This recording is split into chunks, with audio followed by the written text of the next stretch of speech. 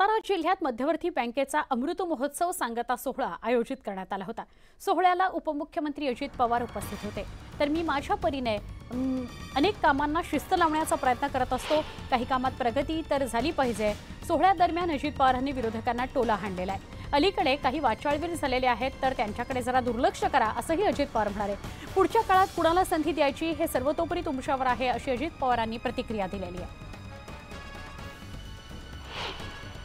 मित्रांनो, यावेळेसचा अर्थसंकल्प सादर करत असताना सभासदांनो फार विचारपूर्वक मला पण तुमच्यामुळे, आमदारांच्यामुळे, पक्षाच्यामुळे अर्थमंत्री म्हणून 10 वर्ष कामाची संधी मिळाली। त्या 10 वर्षामध्ये मी पण माझ्या परीने शिस्त लावण्याचा प्रयत्न करत असतो। शंभूराज देसाई इथे आहेत, त्यांनाही माहिती आहे की कुठलं खर्चिक बाब असेल तर सीएम डीसीएम विचारतात की काय करायचं, कारण राज्य तर चाललं पाहिजे। प्रगतिशील राज्य आहे, देशातलं नंबर 1चं राज्य आहे।